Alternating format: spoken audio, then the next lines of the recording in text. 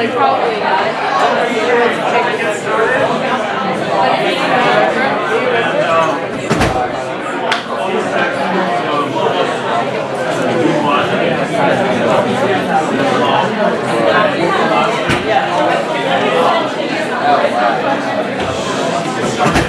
a lot of material to go through. So last time when we got together, we went through the wonder of electrical signaling,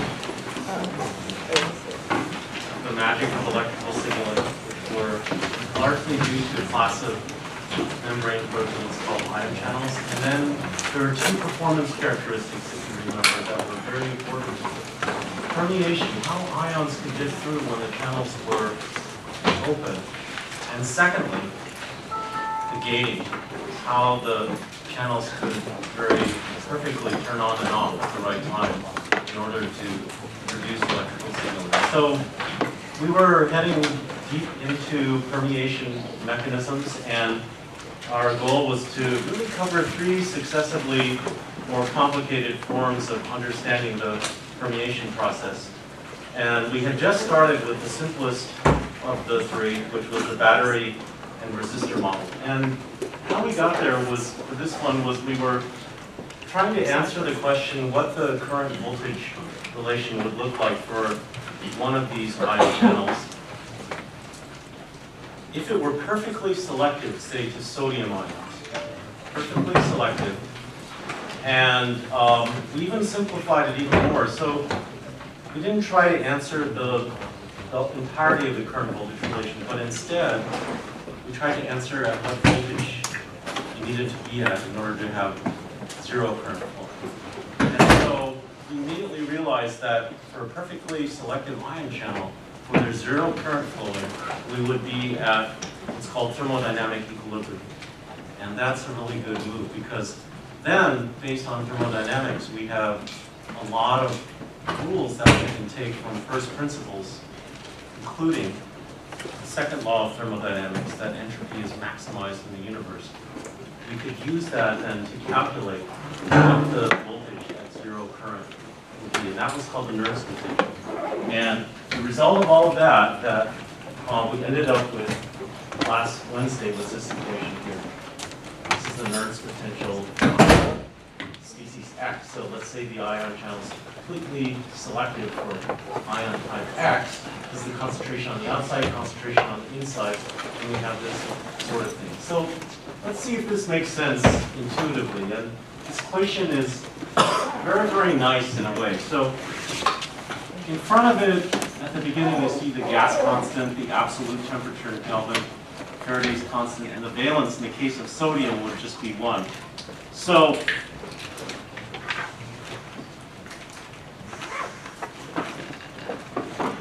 I don't know about you, but usually this is good for some torture in chemistry classes. Usually on the front cover of your book, they have all the different gas constants and Faraday's constant. And you have to be incredibly anal and careful to use the right units to get them right, and you calculate 5, 6, 7 times, finally you get the answer that you're done. But what about those first 6 times that you calculated? Were they done with less rigor or effort, and how do you know that that one's right? So in the end, a very useful thing to do is at room temperature, RT over F has a very pleasing value for our purposes, just 25 millivolts. So that's nice. And we are talking about an electrical field at which zero current will flow. So it's very nice that in front, with the valence of 1, you just have 25 millivolts. And then we have this nice natural logarithm of the ratio of concentration of sodium ions on the outside, sodium ions on the inside. So let's see if this makes sense intuitively. It's good to do that. So if the sodium ion concentration was large and the same on the outside as it is on the inside, right, and the channel's open, then you kind of know by intuition, just by diffusion, right, that the membrane voltage at which zero current would flow would be 0 millivolts, because you'd have as many diffusional hits on this side as you would on this side, and there's no other force there. Now, does this agree with this? Let's see. So the concentration on the outside is equal to the inside, so the ratio is 1. The natural logarithm of 1, 0. It's 0. So this tells you 25 times 0. So that makes sense. Now let's look at, what if it's like this way? And this is more physiological. So the concentration on the outside in your blood is about 140, 145 millimolar, and the concentration on the inside is about 10 millimolar. Okay, so let's see if we could have some intuition here. So at 0 millivolts, right, I think your intuition would be that current would flow this way. It has to, right? There's so much more, you have all of this frenetic activity on this side and not very much here. You're going here, and this is sort of like, you have all these pent up people, they're frenetic and crowded in the middle of the subway, and then out here, it's like 1 or 2 people out on the beach in Waikiki. So all things being equal, right? It's easy to see the current would flow this way, right? So 0 millivolts would not be the reverse of potential. That's right. Obviously not. But now let's say that between these crowded and very hot subways and then the beaches of Waikiki, you have to pay an airfare to go from the crowded place to the nice place. So that's kind of like imposing an electrical potential. So let's say the electrical potential goes up. So if you're a positive ion, you have to pay electrical work price to get there, right? So as I increase being positive on the inside, although I really love to go to Waikiki, it's a little expensive to think about it, but still it's so crowded and stinky that I'll still have current going this way. But if I raise the price higher and higher and higher, at a certain point, there'll be 0 current flow because the electrical work, the price that is needed, outweighs the diffusional urge to go from a crowded subway to a beautiful beach. So let's see if this makes sense here. So natural logarithm of something like about 10 multiplied by 25, and do the math, it'll be something around plus 50 millivolts. That makes sense. So if we raise to plus 50 plus 60 millivolts, then for single valence ion, the current flow would be about 0. So it makes perfect sense. So we've done a great job then. We talked about, if you were answering some professor's questions, and they said, what for the simplest permeation mechanism, can you tell me what the current voltage relation would be for first principles? And my first thing was, well, try not to answer the whole question. Try to take the simplest part of the question, explain it really well. And I think have I explained it pretty well? Yeah. So we put it right there, and from thermodynamics we have that. So if you've done it really good, then maybe the other people forgot about the rest of the question and we could move on, right? Okay. But usually at Hopkins we have a longer memory. So it's, okay, yeah, that's really nice. Now what about the rest of it?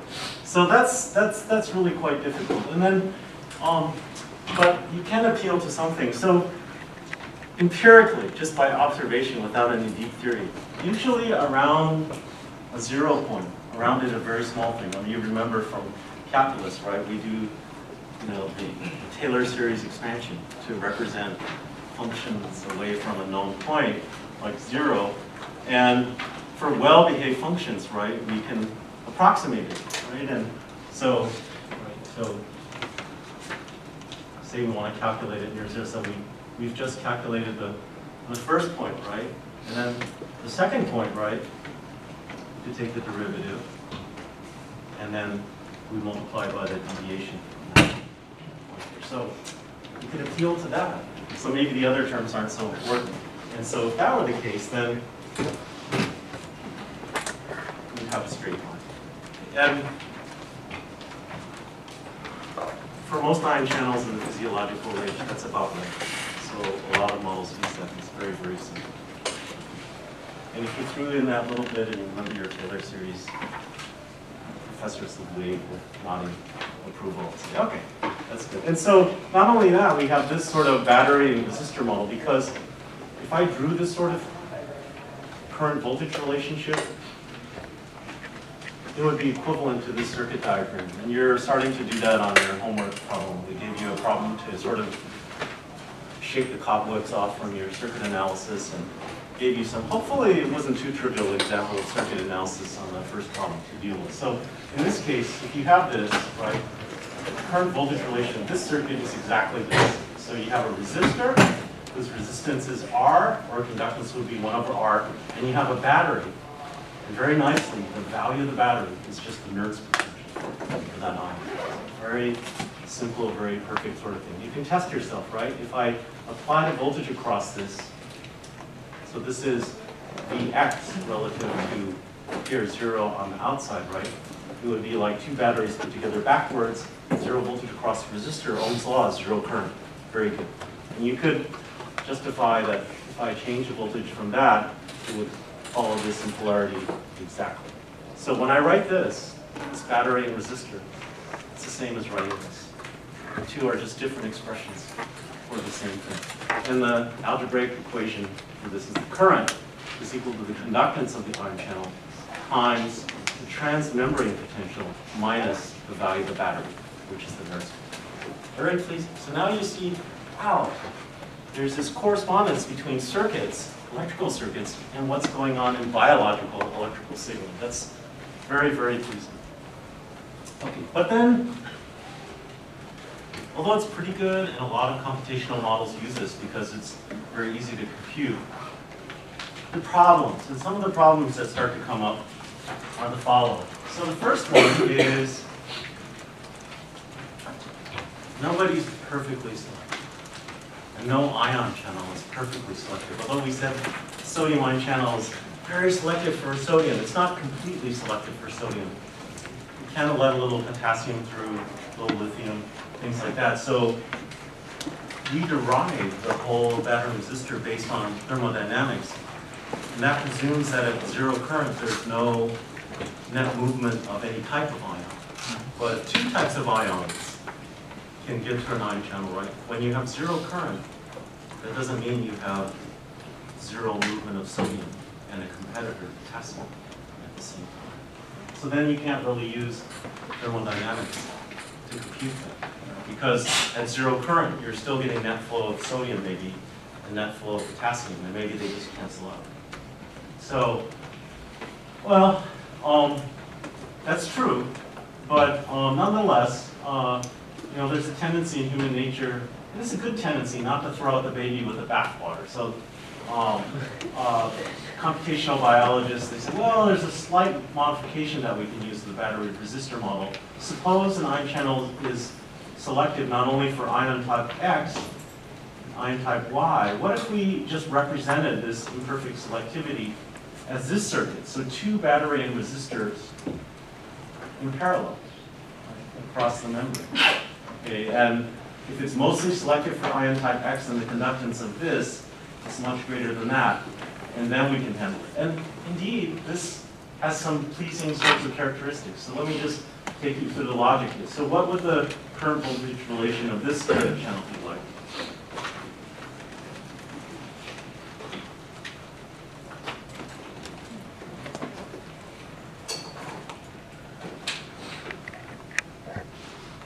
I'm looking for an eraser.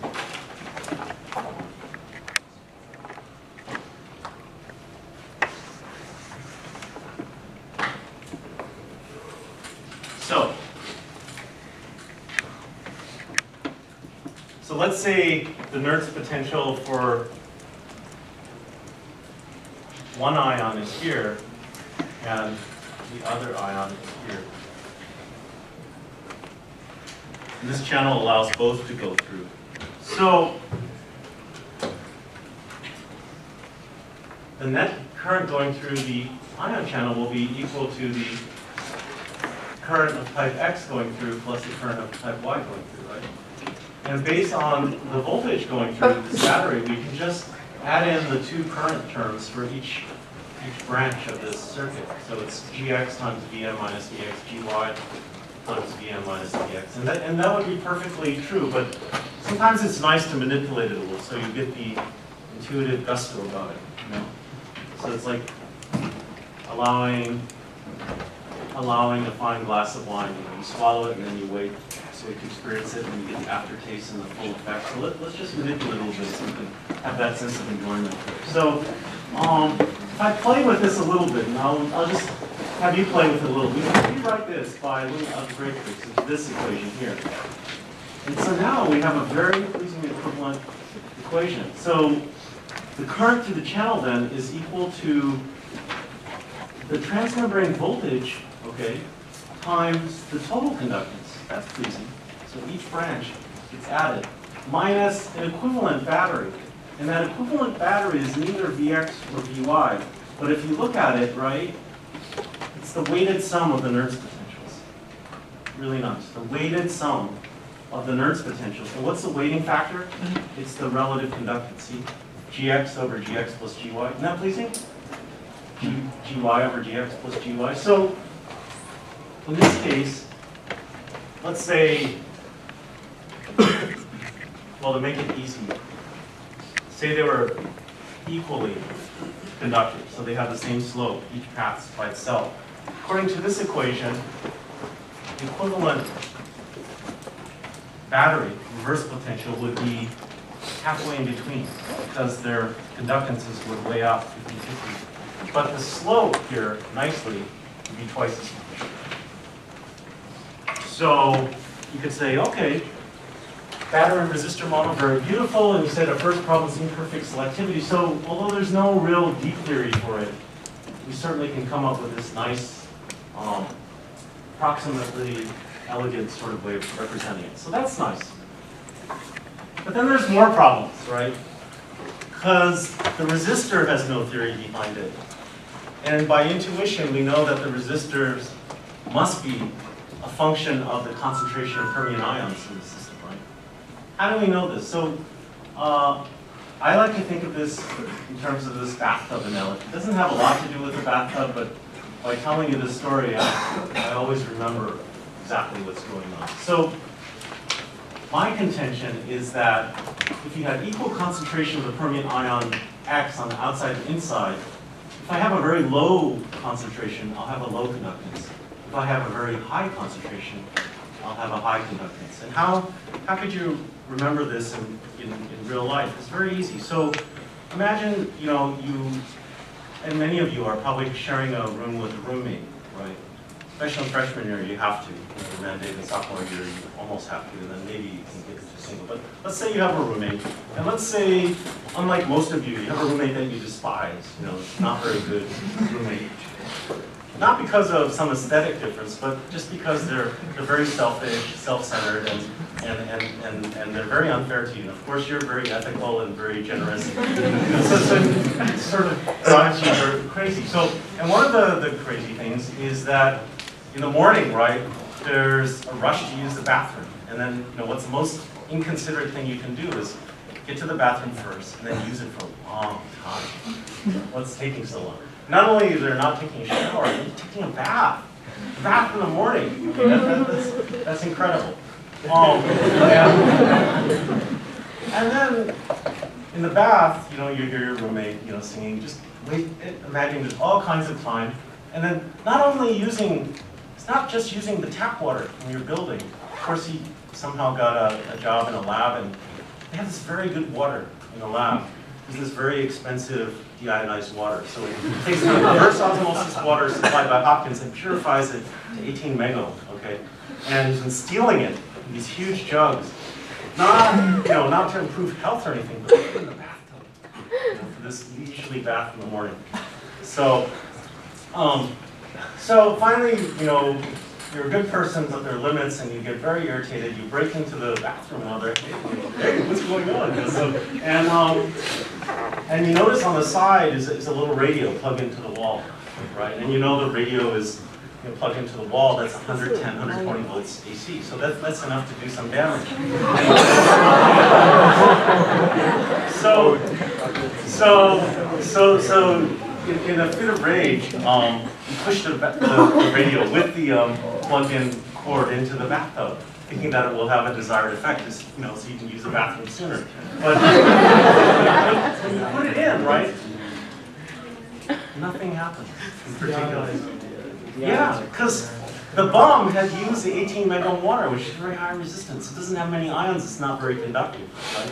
And your roommate says, "What are you doing? What are you doing?" And you're kind of shocked. But then you're very happy because you're taking SBE1. And so you remember, oh, I just had this thing on permeation, and that the conductivity is related to the concentration of salts in there. Then you remember the kitchen table, right? There's pepper, and there's salt, NaCl. 1 second. So you go to the table, you open up the salt, right? And you come into there, and you say, what are you doing? What are you doing? And you say, flick the whole thing in there. And you say, hasta la vista, baby. So, and then you can use the bathroom right away. That's this experiment. So, initially, the bung was in there 15 megohm water, the carbonate sodium, very low conductivity. And then you increase the sodium concentration, and you have high conductivity, and you get the desired. So, the battery and resistor model is kind of lousy because it just has a resistor. It has no theory for how does conductivity change with the concentration of ions. So that's a bad problem. And a very related problem to this, which is not humorous but real, kind of cool, is that physiologically, say for sodium channels, there's a high concentration of sodium on the outside and a lower concentration on the inside, like about 145 millimolar in 10, right? So by simple logic, it's going to turn out that the current voltage relation of this, far from being linear, will be nonlinear. In fact, we say it rectifies. It rectifies like a diode. And here's how you could think about it. So in a very low voltage regime, that means the inside electrical potential is lower than the outside. That's what I mean by very negative voltage.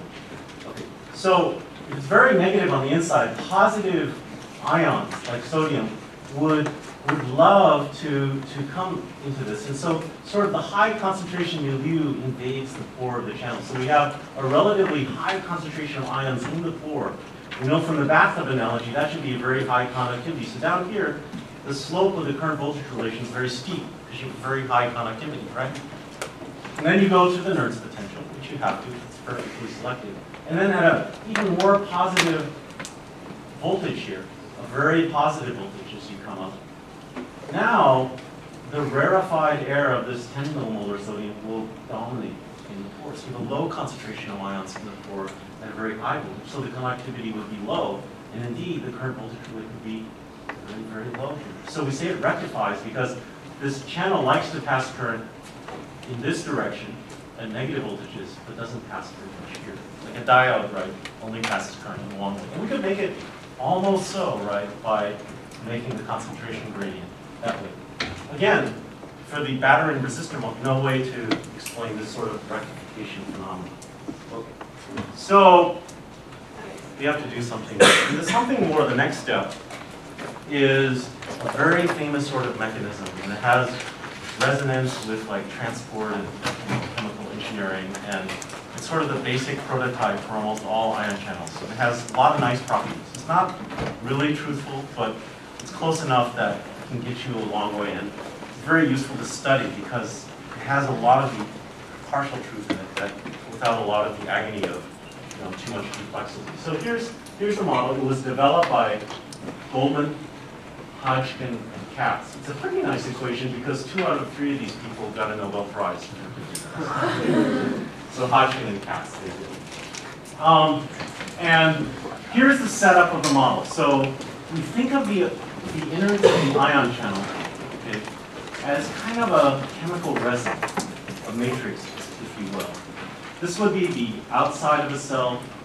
This would be the inside of the cell.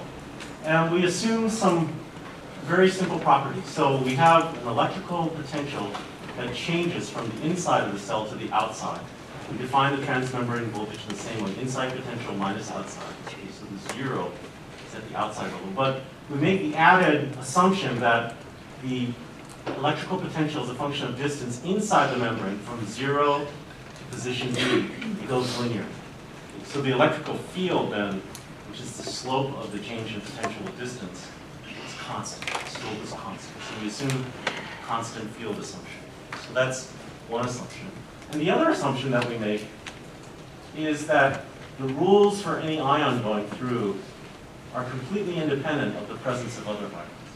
So that would be a good assumption if at very low concentration, not a very good assumption, very high concentrations. But that's pretty good. So let's see what we can learn from just having a resin that's uniform, constant field, and independent, and see what we can do.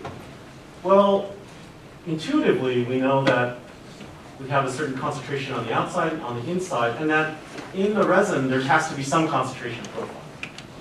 Now, there is this sort of grown-up sort of thing that we allow a little discontinuity right at the interface from the cytoplasm to the inner surface and from the extracellular space into the inner boundary of the resin of the channel there. And generally, that turns out to be a constant ratio, factor beta, which we call the partition coefficient. So the concentration, if it's xi in the bulk solution here, right inside, it might be a little different, beta xi. And on the outside, it might be xo, but here it would be beta xo. You kind of think of this as like stage lights in a way, right? Have you ever noticed, like in a play, the actress or actor may be your friend, and normal light when they're out here, they don't look particularly handsome or beautiful or tall or svelte or anything, right? But once they step out on the stage with those stage lights and their makeup, it's like, wow, what happened, right? So that's like the partition coefficient. Ion channel, they're on stage and they have a different value, all this, so we allow a discontinuity. So that's kind of the setup. But I haven't really told you what this profile should be, how it would come out, or anything like that. Here's the kind of equation that describes, in general terms, how ions would go through. So this is a very famous equation. This is called the Nernst-Planck electrodiffusion equation. So you just allow yourself to settle down for a second. It's actually not too unfamiliar. So you have a part of the current density. This is current of ion x per cross-sectional area, current density. And one part of it, okay, here, if you look at it, is nice. It goes as how quickly the concentration changes as a function of distance. So if you have a difference in concentration, you have something called Fick's law, right? Usually you have sort of a linearly proportional flux. And this is reflective of diffusion. So that part isn't too bad. And we'll call that part 8. And I'm not going to dwell a lot on how you understand that because I'm presuming that you've seen that elsewhere. This part's a little bit weirder. It's part B.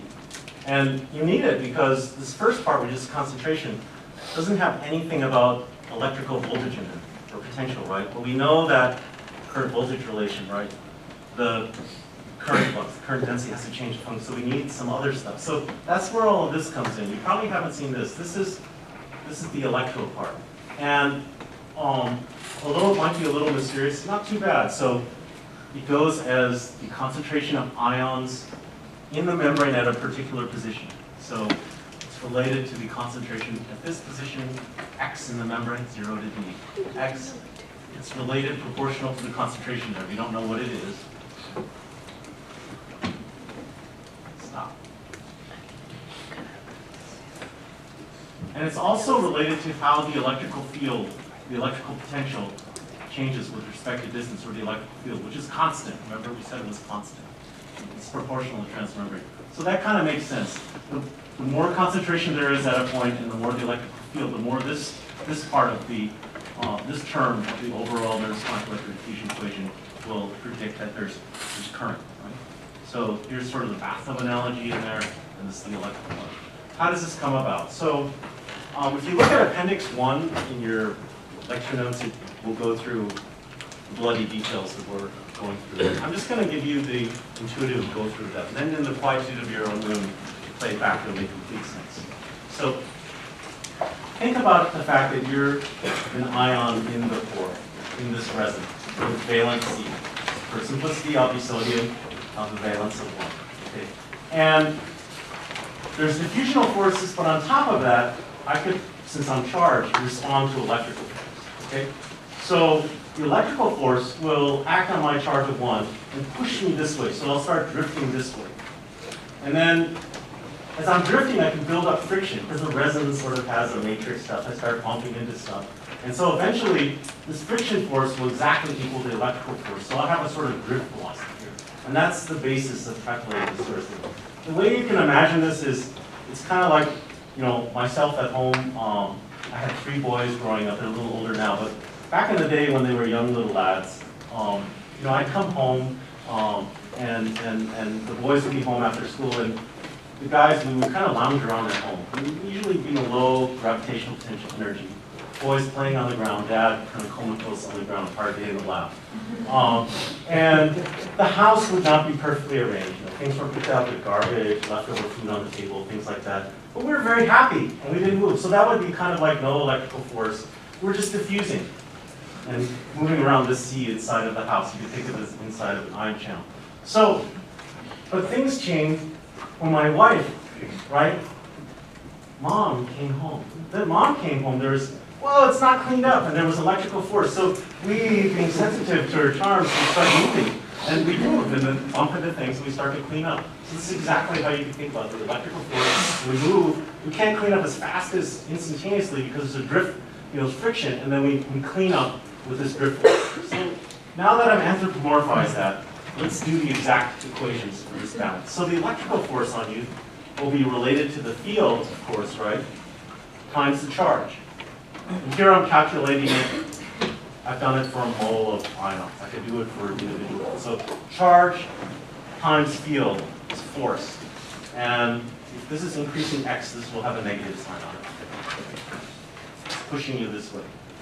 Friction force, though, will provide an opposing force, friction coefficient times drift velocity. Okay. And that has this term here.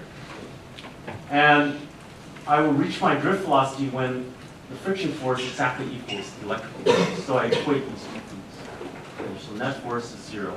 And then I can solve for the drift velocity, which is related to the electrical field and my valence, and the friction coefficient. And it turns out that the friction coefficient is one of the things that Einstein derived between 1900 and 1910, is that it's inversely related to the diffusion coefficient over RT. So if I plug that in for the friction coefficient, I have that the drift velocity is this. So now I can start putting this into this Nernst-Planck electrodiffusion equation in the making. So it turns out that the moles of ion traveling through a little circular interface here, okay, per unit time, per cross-sectional area, will be equal to this drift velocity, and I know the equation for that, times the concentration of ion at that position x. How does that come about?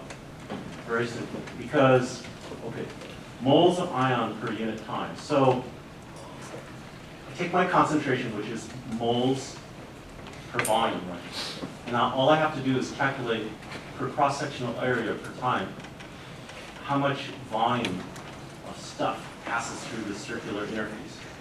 So what's the volume going to be? Well, the cross-sectional area I'm picking, so let's call it dA. Okay. What's the thickness that will pass this little interface? Well, it'll be the drift velocity times dt. Right? So I multiply the two together. That's my volume. Drift velocity dt, dA. Multiplied by the concentration, and I want it per unit time divided by dt per cross-sectional dA. Cross those out. And I just have drift velocity times x. So that's my contention. And the sign is just to keep all the sign conventions proper. Now that's moles per unit time, right? Per cross-sectional area. What I really want is current per unit time per cross-sectional area. So I multiply it simply by, if it's per mole lines going through, the valence times Faraday is constant. So that changes molar flux into current flux. And I plug that in, and I have term V in this Nernst-Planck electrodiffusion. So electrodiffusion, this part comes from friction force against electric field, and this part comes from fixed. This is the diffusion part, this is the electro part. Together, we have the Nernst-Planck electrodiffusion equation. Okay. Now,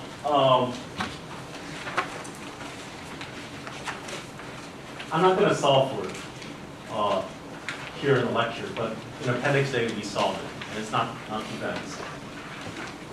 So this is called the GHK current equation. Simply solving this with the boundary conditions that the concentration at the inner interface is beta times xi, and the concentration at the outer interface is beta times xo. You're satisfying that boundary condition, plugging in constant field. you'll get this very nice solution, which at first blush may be a little complicated, but we're going to deconstruct it in a second. The assumptions again, we're going to solve it in steady state. Like, those of you who are very, very keen to say, oh, solution you didn't allow for the fact that all of a sudden you switched on the voltage, for a few nanoseconds, you have a transient solution. So the main thing with permeation is that if you change the voltage, everything reaches a new steady state way of being to determine the current within less than a microsecond. So we being biophysicists, we're interested in biological molecules. That happens in the millisecond time scale. So if it equilibrates less than a microsecond, we just assume steady state. So all of this is solved as a steady state solution, because permeation reaches steady state well within microseconds. Okay, so we have this little equation here, and let's see if it satisfies the bathtub analogy, and that'll help us to deconstruct this equation, which isn't so very, very complex.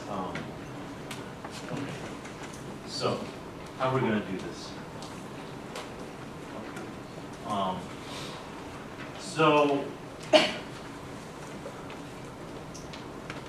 similar to the battery resistor model, where we try to answer the simplest part of the equation first, explain it really well. When I see an equation, I look for the simplest regime of the equation to give me the simplest thing. Explain that very well, and then fill in the rest later. So it turns out there's a very, very simple regime at very positive voltage or very negative voltage. So at very positive voltages, there's something good that happens here, because that means VM is very positive. E to the minus a very big positive number, that almost goes to 0. So that goes out. And that goes out. Oh, that's really nice. So what I'm left with is ZXF squared over RT.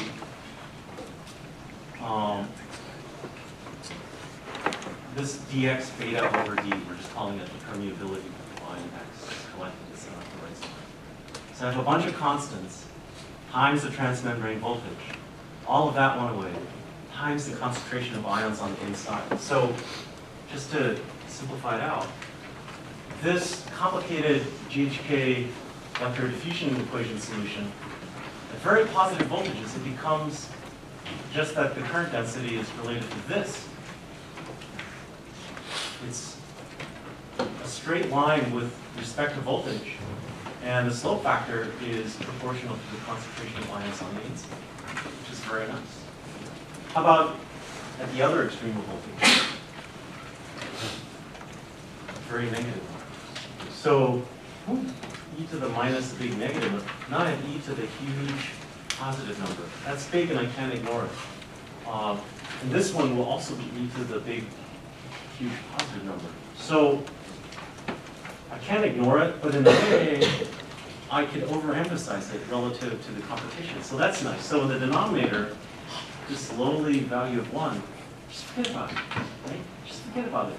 And then this little xi relative to this thing, just forget about it.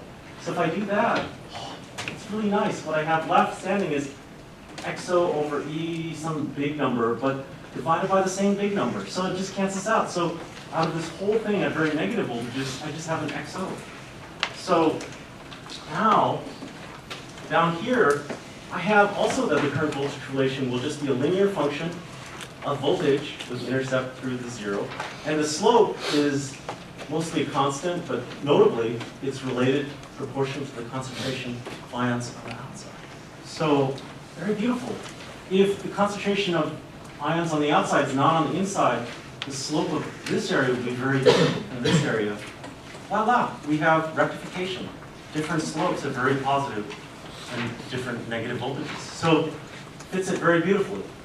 Oh, how about in between? Well, it might be a little bit rough without a computer, but this is sort of a secondary kind of law. It still has to obey thermodynamics, where if only ion x are there, right? So it has to be that the Nernst potential calculation of 0 voltage would still have to be true, so we can calculate that point. So then if you have the asymptotes in this one, then in between, you could use a spline algorithm to fill it in, or you could just plug it into a computer and you would come very close to your spline algorithm. So, okay, this equation, although looks a little cumbersome. Once you play with it, actually has its charms. It's actually quite tractable. Here's just a little conundrum for you. Yeah, I want to add this conundrum. Let me put it out there. There's this function. It's misbehaving at 1 voltage in a very common voltage. At a voltage of 0, okay, look at the denominator here. What happens? 1 minus 1. Oh, it's 0. It's not defined.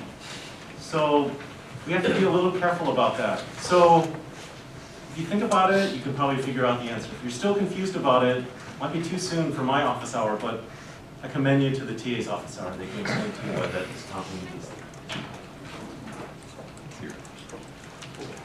So we have the rectification. Well, this GHK permeation model also explains perfect selectivity. And it will. It's very beautiful. How do I know? Because one of the assumptions was independent. So suppose we have an ion channel a resin that's permeant to both ion X, type X and Y. No problem. Because it's independent, I should have a GHK current equation for ion X that looks just like what we calculated. But then I can just concoct another one for ion type Y, right? And because it's independent, it should look the same. Because it's independent, just add them. Okay, so that's really nice. So I could be permeate them many, and I can add a bunch of GHK current terms together. Very nice. And that handles the imperfect selectivity very nicely. And I can even calculate now the reversal potential where the current is 0. Even though it's not relating to thermodynamic equilibrium. Because when there's 0 current, like for imperfect selectivity here, can everyone see that? Right there. There's no net current, but that doesn't mean, like, suppose I had ion X on the outside and ion Y on the inside. If there's 0 current, it means that there is net flow of X and there is net flow of Y. So those concentrations are changing. So it can't be in thermodynamic equilibrium, but I have 0 current. Well, this equation will still handle that. Still does, because it's not requiring that you be in thermodynamic equilibrium. It has other assumptions. But we could solve for it very nicely. So if I plugged in a GHK equation, say for sodium, potassium, and chloride, added them together to be the net current equation for this imperfectly selective ion channel, and solve for when the net current is 0, I could, and you can do this in the quietude of your own room very nicely, solve for the voltage, the reversal voltage where there's no net current. It's this one here. And so it handles imperfect selectivity no problem. And also, very important, whenever you have a theory, we've had a few more assumptions, they can do more than just basic thermodynamics. You better make sure that it will also agree with thermodynamics when you make the conditions appropriate for thermodynamics. This is very important. Once when I was a young professor, I was coming up with a permeation model, I was very excited about it, and was presenting at a national meeting. And then there were questions afterwards, and I hadn't completely thought through the model, and then it came out that the model didn't quite agree with thermodynamics when we're dealing with just ion X going through it. And the minute I said that, I knew it was a bad thing to say. And there, Paul came over, the graybeards in the audience, and, young, arrogant, upstart didn't do his homework. So I had to go back and so let's make sure that this thing actually works out. So let's say that the ion channel suddenly became perfectly selective to sodium. That means that the diffusion coefficients for potassium and chloride, which are big parts of these permeability coefficients, is 0. So these terms drop out. PNAs drop out. And what we have left, if you look back a few pages, what is that? It's the Nernst potential for sodium. So, check. So in this case, Goldman, Hodgkin, and Katz, they did a good job. Their model agrees with thermodynamics when the assumptions correspond to conditions of thermodynamics. So, yep. Could you just review how it handled the imperfect selectivity one more time? Yep. Okay, so let's say just sodium and potassium.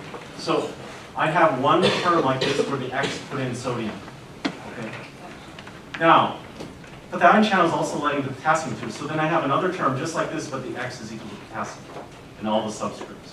So that is the equation for net current flow with sodium and potassium going through. And they go through according to how good their permeability coefficient is, which is their diffusion coefficient for sodium or potassium. So I have two terms, right? That would be my current equation.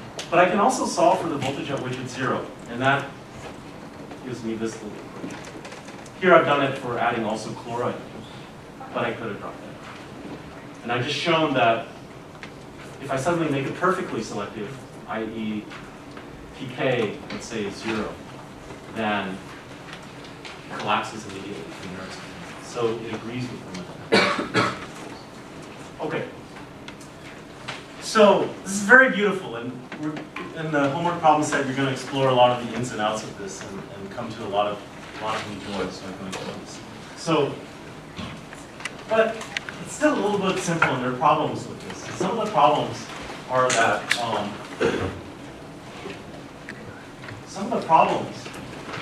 that it turns out to be not very realistic. And some of the unrealistic things finally started to come out when, remember how I said it was so hard to get crystal structures of ion channels? Well, then Ron McKinnon's lab, as I showed this picture last time, started to come out with these structures of potassium channels, and in particular, had really good resolution of the permeability pathway. And we could start to look at this. And so there was this sort of stunning paper that came out in 1998.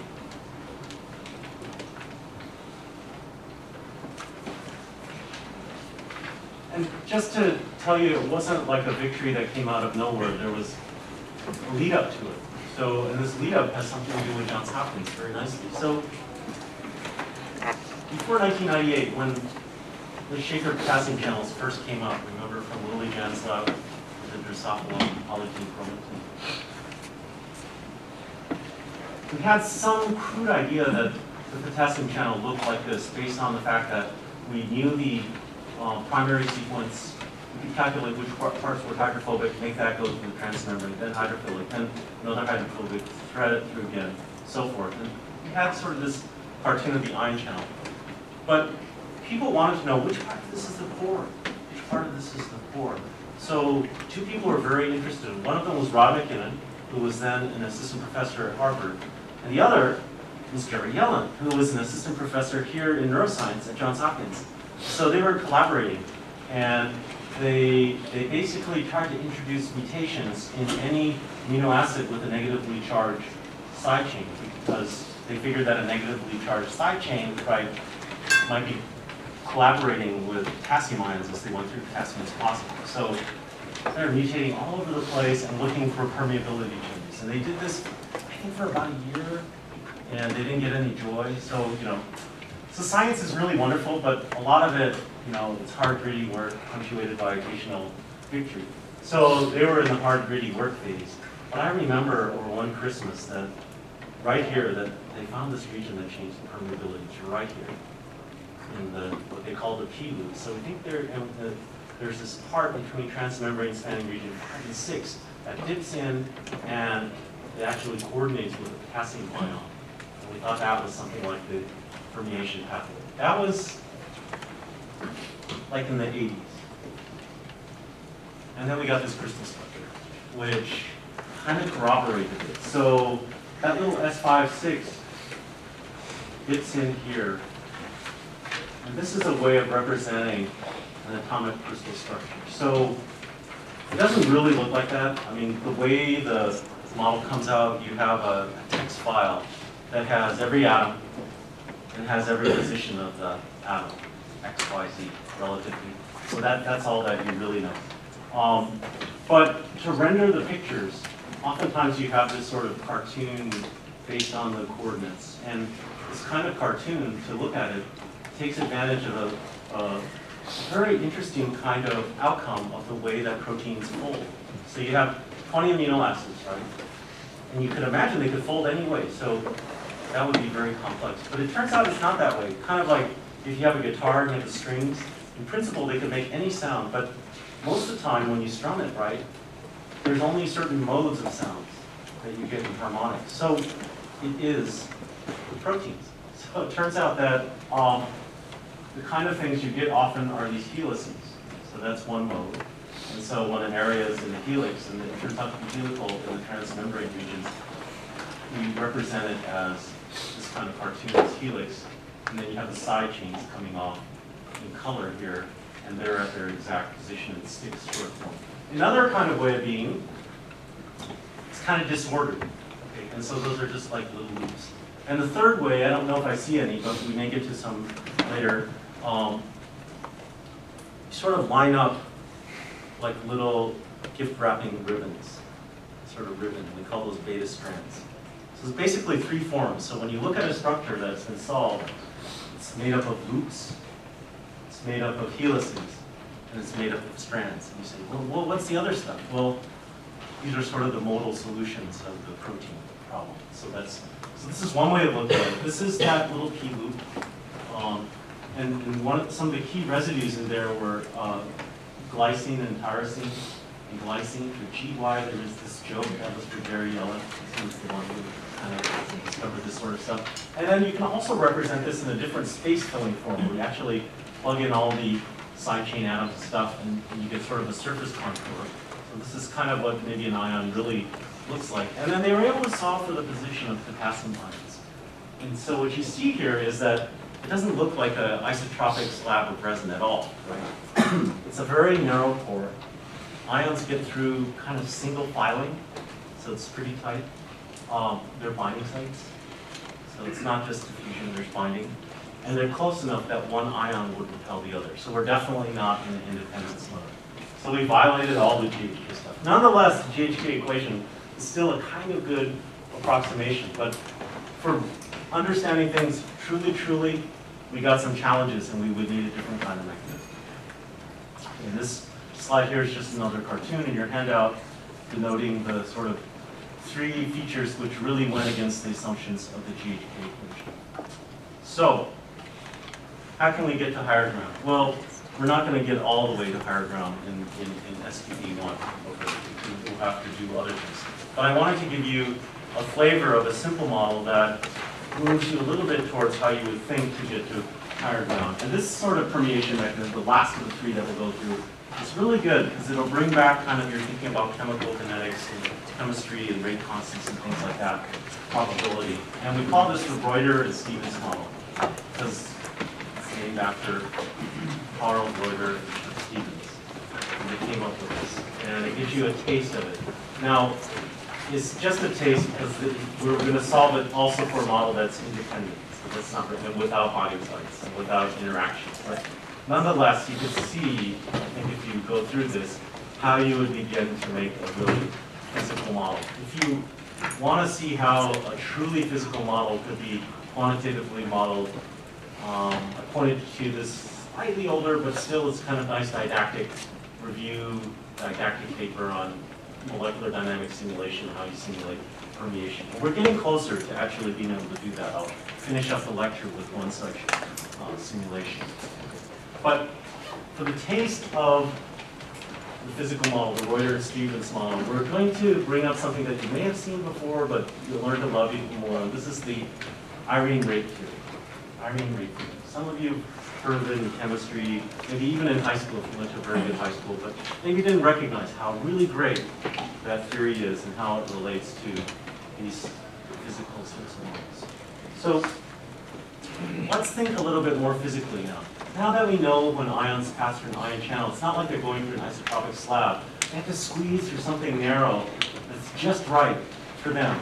Okay, just right for them. So, you know, one of the things I think about is, you know, in Chinese culture, this beautiful dress for women at formal things called a qi pao.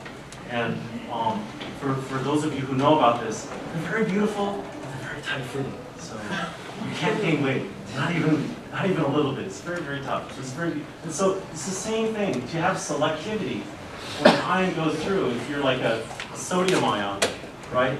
It's got to be a very tight fit. Why does it have to be a tight fit? Because how are you going to distinguish a sodium from a potassium or a calcium. You can't just look at it from a distance and say, okay, look sodium to me, go through. It's not like that. It's going to be like a high intensity, search at the airport. So there's a narrow area for the ion going through, right? For the single filing. So you got to get through that and move through. And the way you get through actually is sort of interesting. So normally when you're the outside, say you're a sodium ion, right? Potassium ion, you're not by yourself. That would be energetically very anxiety-provoking. You're usually surrounded by your friends, an entourage of water molecules. So their partial negatives are soothing balm for your positivity. Positive personality, soothing balm. So you're moving around, you're in sort of a chill, electrically chill sort of state. Now, when you get to this tight security thing, to know that you're a sodium, you gotta part with your entourage of water molecules, because you might be a potassium ion masquerading underneath. So those waters strip away. And so if you're looking at your free energy of a mole of ions moving in the different positions, you're at a low free energy, but then now you start to lose your entourage of waters. It's very anxiety-provoking energetically, so you go to a higher energy state. Now, the idea for a lot of these things is that as you're going through the high security sort of area, it's not like you're totally losing all your water. There's parts of the channel that are sort of faking the water as you would see it for the sodium channel, like the sodium. So it's not as painful for sodium ion going through. It's a little painful, but not as painful, be utterly painful for potassium. That's where the selectivity comes from. So, but as you're going through, the energy is higher. And then once you get past the checkpoint, right, it's like the airport. Once you get through, you're very happy. You get to put on your belt, you get to get all your waters back, and you drop down to low energy conditions. So your free energy, as you move through the reaction coordinates of the permeation pathway, goes up and down. It should remind you of something in chemistry, right, like activation energy for reaction, right? We're looking at permeation. So what Irene rate theory says is the following. This is phenomenal. That on average, the expected value, the number of ions that will move through this checkpoint, if you're at position B, will, per small increment of time, delta t, the expected number going through per small increment of time, delta t, will be equal to a constant k times the probability that you're at position B. A real constant. It's not a function of time. It's not a function of concentration. Okay? Just a real constant. K delta t times this probability. Makes sense though. If I'm not there, then there's no chance of me jumping over. So it has to be related to probability. The constant part, I'm kind of shocked by that. It would be that easy, but that was the glory of Irene rate theory. And not only did he postulate that is a constant, he gave us a very simple way of calculating it. It's this sort of expression here, which has some of the features of the energy profile going across, but only some very select features. So you don't have to worry about all the details, right? So you might not be very good at drawing. You don't have to be. All you have to get is the distance between the energy at position B and the energy at the top of the mountain. That's your squeezing. And we call that delta G activation. So Irene rate theory says that rate constant K for squeezing through, if you're in position B, is going to be related to the exponential of the activation energy over RT, the minus of that, times Boltzmann constant, KB, T absolute temperature over H. So Irene theory postulates there is a constant, and that it's going to be related to this relatively simple abstraction of the free energy profile. And this is great. This is going to apply to many, many things approximately. And it has a phenomenal intuitive appeal. Here's the intuitive. So this part here, kBT over H, it's going to turn out to have units of reciprocal time. And what that means is the number of times, if if you have a molecule at position B, the number of times it will knock on the door and try to climb the mountain. Makes sense. If the absolute temperature is higher, you're going to knock more often. If the absolute temperature is 0, you're going to not knock it out. This guy here, okay, this exponential here is going to tell you the probability that a knock will be successful. Because if the activation energy is very high, you can knock a lot of times, but you're not going to get over. The higher the activation energy, the less successful will be each knock.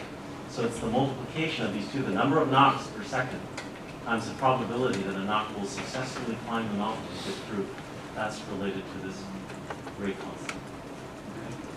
So it's a fantastic sort of functional form here.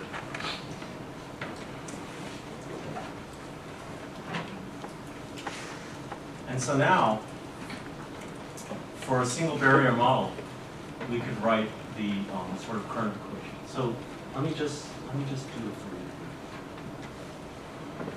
We're still good.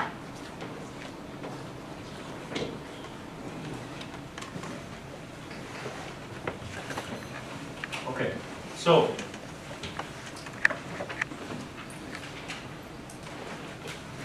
sort of the current density for this model. And this was position B, this was position C, this is position D. So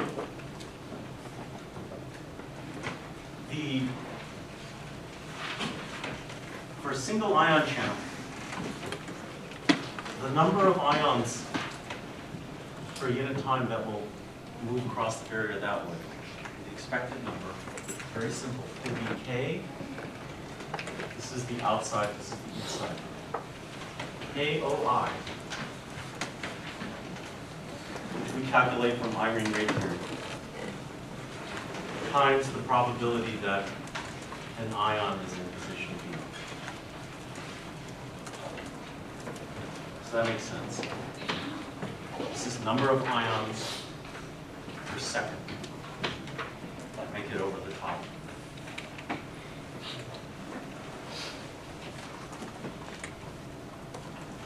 Just to make the sign right, I'm going to make that a minus. Plus the ions here that are going the other way, and that would be KIO times the probability that an ion is in position. And to make it current, so this is number of ions. If I did it per mole of channels, I'd have to do it the valence of the ions and then Faraday's constant. So once I have these rate constants, I'm golden, because it's almost like a chemical reaction equation, right? And it's really simple compared to the GHK equation. Now, before I take you to the step and make this like concentrations, I want to add voltage in. So far, I had this barrier, right?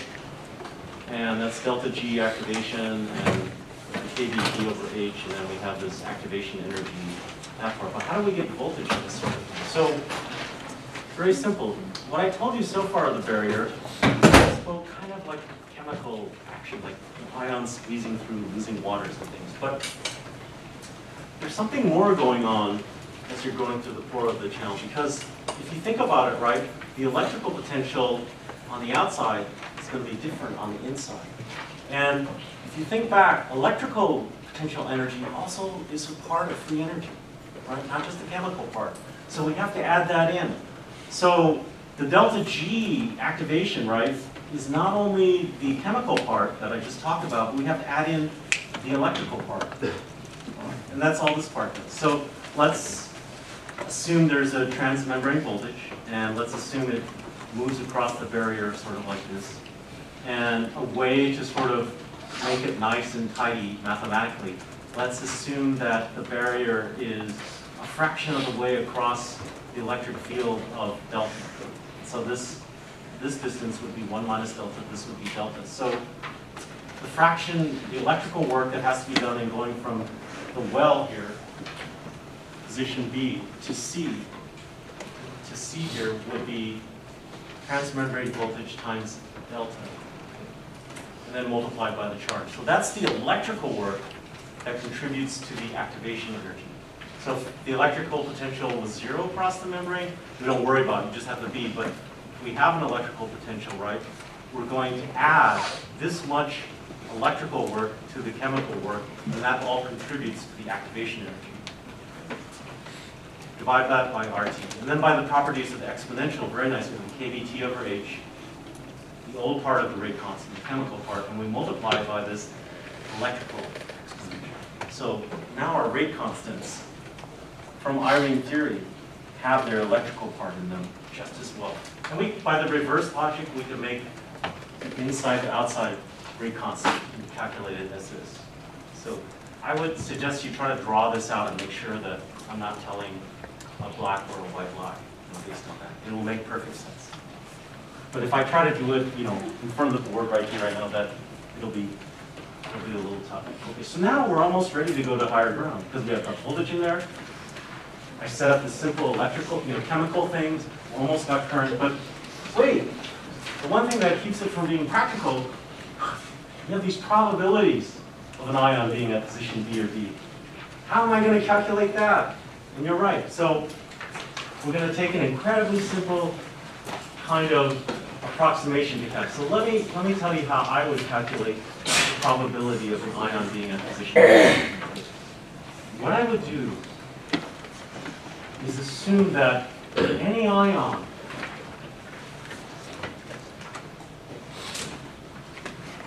here's the mouth of a pore of an ion channel. I'm going to say that any ion within this capture volume has a chance that within one molecular vibration can make a bona fide knock on the door to go over the core. So we're going to concoct this idea of a capture volume, CV. So the probability of having an ion in the capture volume, right, would be the capture volume times the concentration of ions on the outside. Okay, and that would be moles of ion per volume, multiplying by volume, so we're going to have moles of ion. But that's moles. So to convert that into actual number of ions in the capture volume, I can multiply by Avogadro's, which is number of molecules per mole. So this gives me for low concentrations of X, it gives me an estimate of the probability of an ion existing at position B at any time. So this is nice. So we can make a physically realistic estimate of CV. We know Avogadro's number, we know the concentration. Similarly, you could do this sort of expression for P of D. So if I make that little substitution in then, right, now the Reuter-Stevens current equation becomes this. All I've done is made this substitution for PB and PD from that little equation down there, and blah, blah. We have this Reuter and Stevens current equation. Let's just take a look at the fruits of our labor for a second. And so this is the current flowing through a mole of these ions. Well, okay. It's related to concentration, XO and XI. I like that. It's related to voltage. I like that. It's got some chemicalistic terms. There's the transition energy, the activation energy there. It's got some dimensions of how the voltage drops, this partial delta sort of thing. And let's get an idea of how it looks like by trying to sketch it, so that we can enjoy what's there. So, and we can use sort of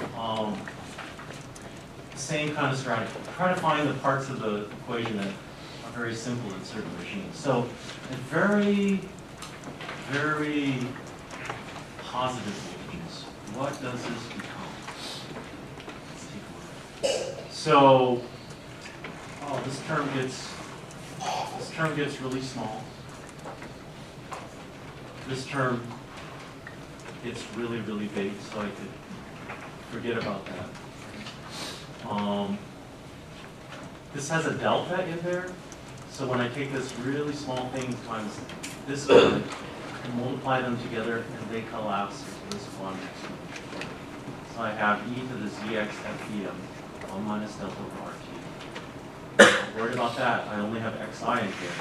So I have this growing exponential with weight factor zxf px, and just lumping all these terms together into this analog of permeability for ion x. It's going to be this growing exponential. So it's something like that out here. And at very negative values of voltage, what will this equation look like? Very, very negative. Then this one will go away. So the xi will go away. This will be a big number, and it's only going to face this xo. So, it becomes another exponential, right? It gets multiplied by xo, and it's this sort of exponential going down. And then in between, if it's only selected for ion x, we could use the Nernst potential and calculate what should be there. And then we'd have to graph in part in between. But we're getting a nice feeling for this equation now, which feels a lot like the GHK equation, yet our assumptions were very, very different, giving you a taste of more physical sorts of things. So there's a couple things that we could try with this. There's a couple things we could try with this.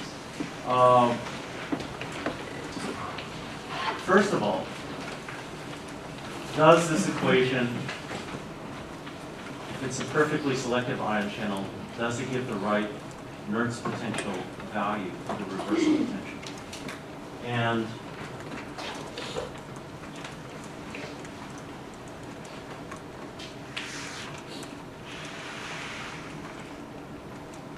if you look at it, we set this to 0 when we solve this for VM. And I'll let you do that in the quietude of your own. My guess is that you will recover the Nernst potential. So that's one. They got it wrong. Will it account for rectification when the concentration of ions X on the inside and outside are different? And it will, because look, the weighting factor in front of the exponential at very positive voltage and the weighting factor at very negative voltage, right? They're XO and XI. So if these values are imbalanced, the weighting factor, the amplitude factor on exponentials will be different. So we will have rectification. So check. That's very good. Will it handle imperfect selectivity? How many yeses? How many no's? How many are not sure? Okay, so let me help you out. So notice in this thing, going through the barrier, was there anything in our logic that cared about any other ion being around? No. There's nothing in the logic. I led you down the garden rosy path. We were like in total, total self-focused bliss. It was like you were at the massage parlor. There was no other client ever in the entire giant resort. So it was an independence model. So for an independence model, then for imperfect selectivity, all I have to do is same trick. I've got this current equation for ion type X. And if I wanted to know how ion type Y would go through, it doesn't matter that X also goes through. I just have another equation of that, and I slap it on and add it. And I just change the subscripts from X to Y, and that's it. So it'll handle imperfect selectivity. So in that sense, this model is not that realistic, okay? But it will handle it. And here are the rubs, but it would be much more complicated to deal with it.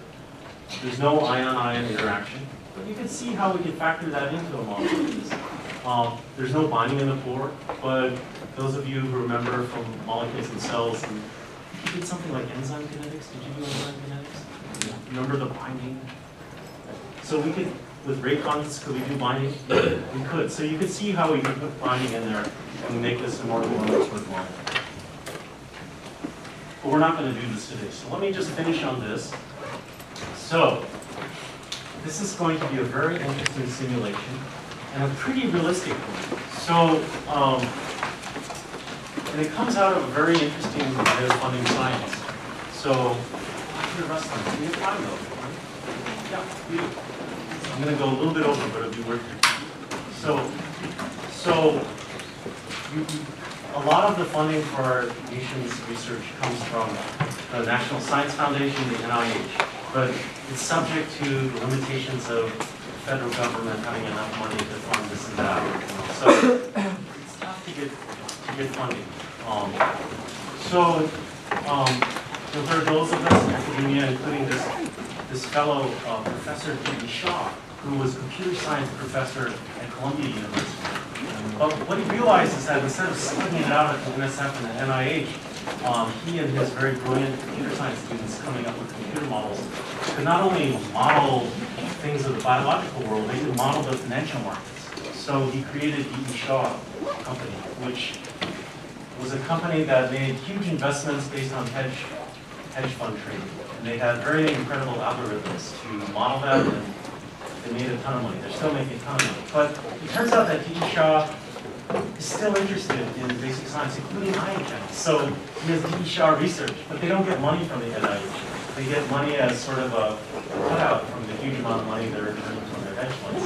And he just goes out and gets incredibly smart people that can model atom by atom the interactions and try to use the crystal structures to move it forward in time from how it behaves. So they've actually taken a crystal structure, potassium channel, and then tried to write down the force field for every atom in that situation. You know the forces, you know F equals ma, they don't include quantum effects, so it's not real in that sort of sense. And then march it through by numerical simulation in time. And so what we'll see, which is sort of interesting, this is a cluster of potassium ions, and the channel will start open, and you'll see the channel close. But in that time, you'll see how some of these potassium ions dribble through. And so this is getting to kind of the best assumption of what might be. Oh, it doesn't play on here. Oh, that's going on. It sounds happy. I see. It's playing on my screen very perfectly. Okay, you'll have to come to office hours to see this, or I can make this download for you available. But what you would see, which is very beautiful, what you would see is this ion channel moving, and you would see the ions squeezing through. Oh yeah, not using the same he went there. Mr. Reminder, so